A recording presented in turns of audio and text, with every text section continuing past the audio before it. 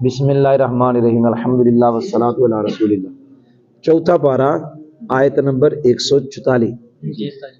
وما محمد الا رسول، وما محمد الا رسول کی پہلے ہم کرتے ہیں ترکیب۔ یہ ما مشابہ بلیسا ہے لیکن اس کا عمل یہاں باطل ہے، کیونکہ قاعدہ ہے اگر ما مشابہ بلیسا کی خبر الا کے بعد آئے تو اس کا عمل باطل ہو جاتا ہے، پھر یہ عمل نہیں کرتا۔ محمد یہ جو نبی پاک صلی اللہ علیہ وسلم کا نام نامی ہے یہ مبتدا ہے، الا حرف استثناء ہے، رسول خبر ہے، مبتدا خبر جملہ اسمیہ خبریہ۔ جی یاد ہو گیا ہے؟ اب مجھے دیکھنا یہ جو قرآن پاک کے الفاظ ہیں وما محمد الا رسول، اس کا ترجمہ میں آپ کو سکھانا ہے۔ ایک بندہ تھا منہاج القرآن کا، اس کا نام تھا مفتی ارشاد سیدی، کراچی کا ہے۔ وہ ایک مرتبہ شیخ پورہ میں آیا تو بیان تھا اس کا، تو مجھے بھی کوئی بندہ لے گیا۔ اب وہ اپنے شیخ الاسلام جو ہے ان کے ان کا جو ترجمہ لکھا ہوا ہے وہ تعریف کرنے لگا، کہتا ہے کئیوں نے ما محمد الا رسول کا ترجمہ کیا کہ محمد صرف رسول ہے، کئیوں نے کیا محمد نہیں مگر رسول۔ تو کہتا ہے یہ جو ترجمے ہیں یہ تو اعتراضات کا دروازہ کھول رہے۔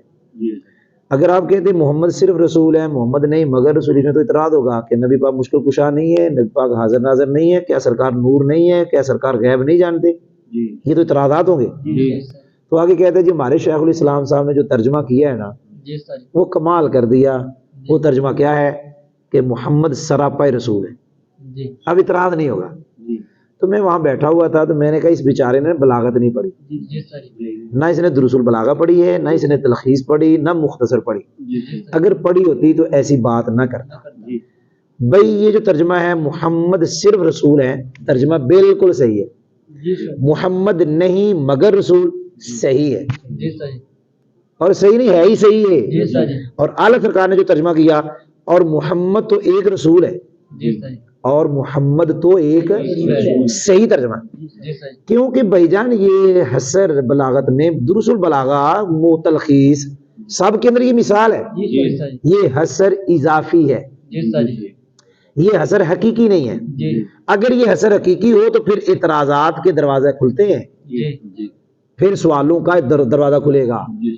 یہ حسر حقیقی نہیں اضافی ہے، اور حسر اضافی کے اندر یہ ہے کہ نبی پاک صرف رسول ہیں، موت سے بری نہیں ہے۔ ایسا نہیں کہ نبی پاک صلی اللہ علیہ وسلم اللہ کے رسول بھی ہیں موت سے بری بھی ہیں، ایسا نہیں ہے، صرف رسول ہے۔